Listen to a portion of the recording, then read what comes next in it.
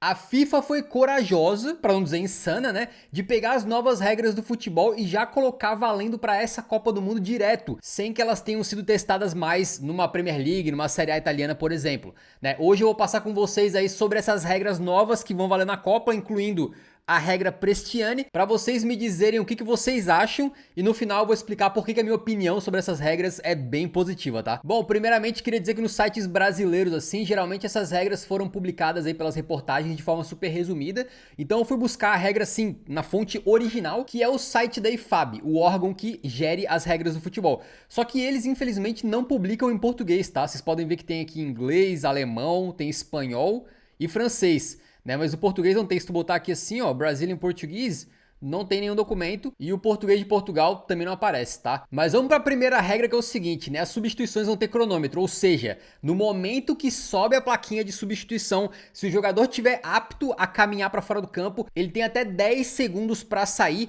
pela linha mais próxima do campo. Então isso é muito interessante porque evita duas coisas, né? O jogador saindo daquela maneira super lento, andando, quase se arrastando em campo ali, e também o jogador que tá lá na bandeira de escanteio e o cara quer sair ali perto dos bancos de reservas. Agora não, se o cara tá na bandeira de escanteio, ele tem que sair lá pelo fundo. Não importa onde o cara tá no campo, tem que sair pela linha mais perto.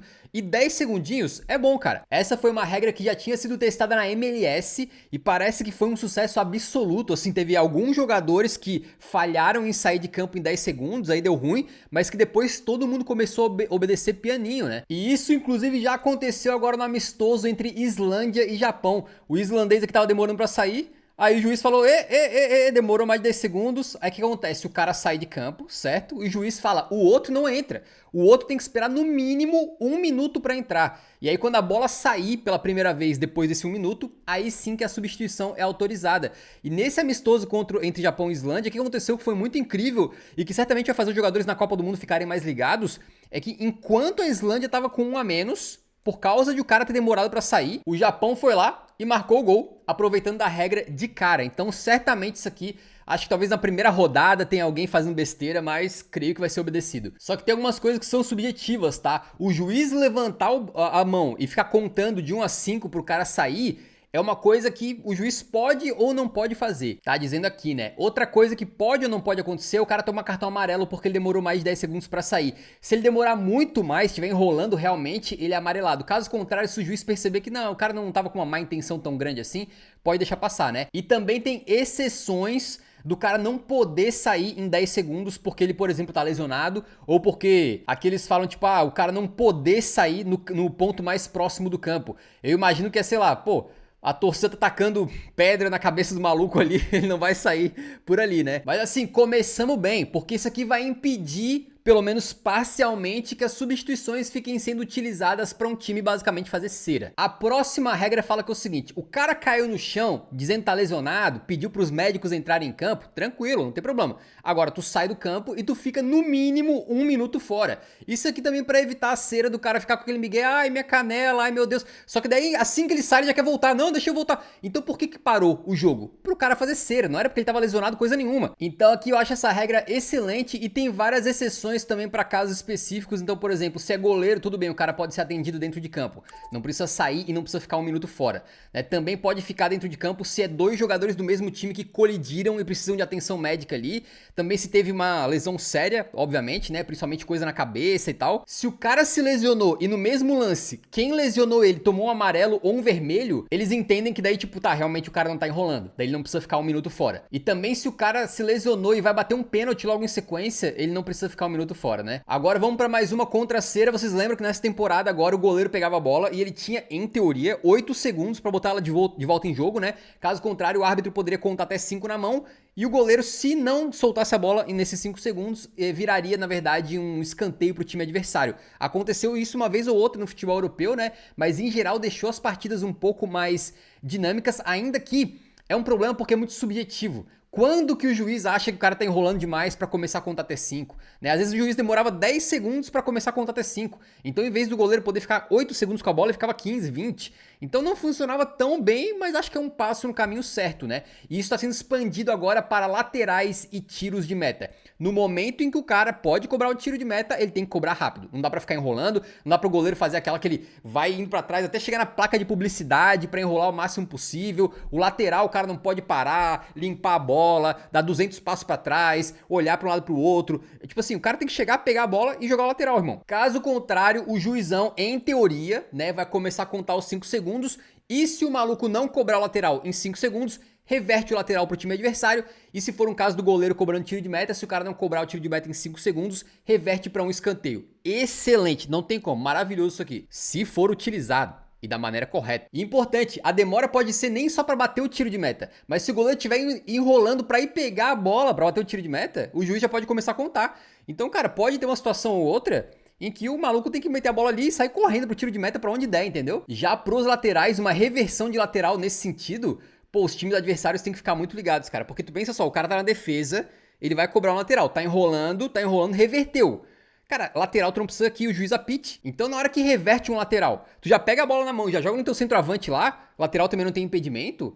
Cara, dá pra se beneficiar dessa regra, hein? Se os times adversários ficarem ligados o tempo todo, pô, se reverter o lateral, cobra rapidão, pode ser interessante. A gente também tem o VAR atuando em mais coisas, tá? Uma que eu acho que já deveria ser há muito tempo é em caso de segundo amarelo. Eu nunca entendi por que uma expulsão podia ter revisão no VAR, mas um segundo amarelo que também causa uma expulsão não podia. Muita gente fala, mas é que o primeiro amarelo daí não vai poder ser revisto e tal, mas cara, beleza, pelo menos metade do negócio pode ser corrigido caso um amarelo seja mal dado e um cara seja expulso por um lance que não aconteceu, né? Então, segundos amarelos podem ser revistos pelo VAR. Também pode ser revisto caso o juiz dê amarelo para a pessoa errada, né? Para o jogador errado, ele se confunda ali.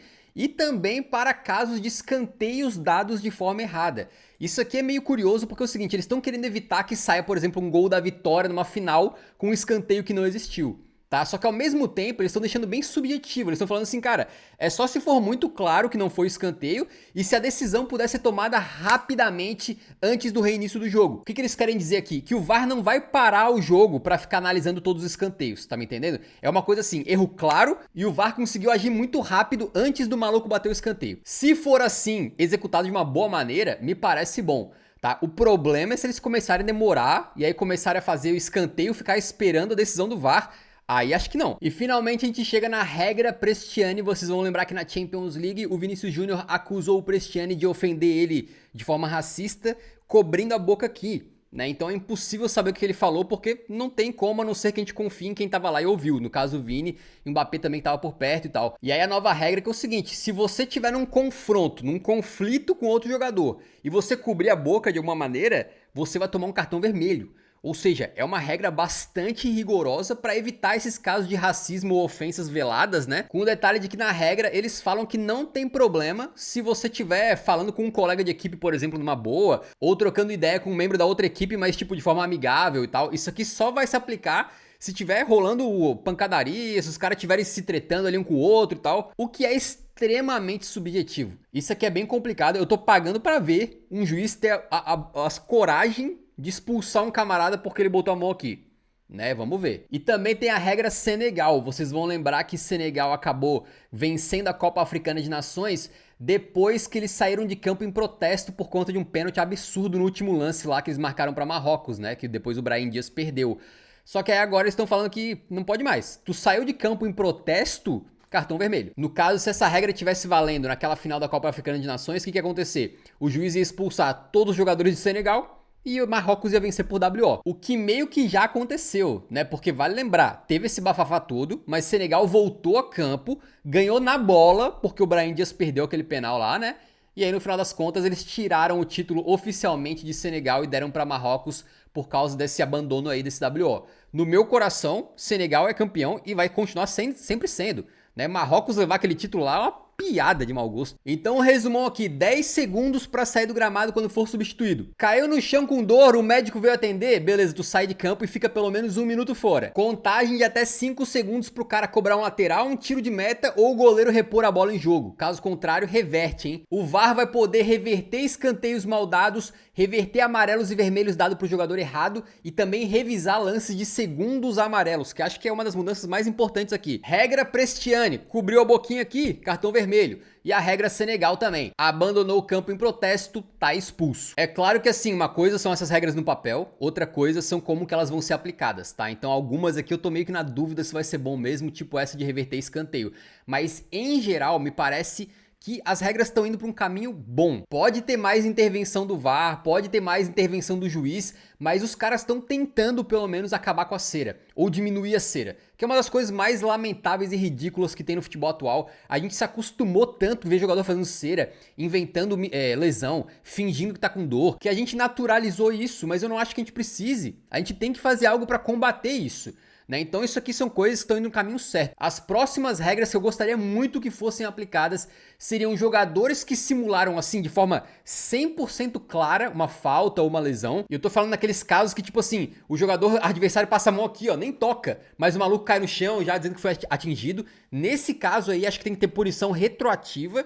E principalmente, se o cara foi atingido no peito, por exemplo, e botou a mão na cara, tá simulando uma lesão na cabeça ou no rosto, que é uma coisa séria, tem protocolo de concussão pra isso, eu acho que tem que ser punido sim, nem que seja no dia seguinte. Depois que o jogo já acabou, tem que ter um comitê disciplinar pra analisar e falar, cara, esse cara tentou enganar todo mundo, não viu que tinha 40 câmeras no estádio, vamos punir ele. Cara, esse negócio de ficar botando a mão na cara e acabar em 2 toques, velho, seria lindo, tá? Mas estamos no caminho certo. Eu acho um pouco perigoso botar direto na Copa do Mundo, assim, né? Sem testar muito antes. Mas já tiveram outras regras que foram direto na Copa, assim. O próprio VAR ganhou bastante destaque em 2018 na Copa da Rússia, né? Então vamos ver o que acontece. Me digam o que vocês acharam. E claro, se não for inscrito ainda, inscreva-se aqui no canal pra acompanhar a Copa do Mundo comigo, beleza?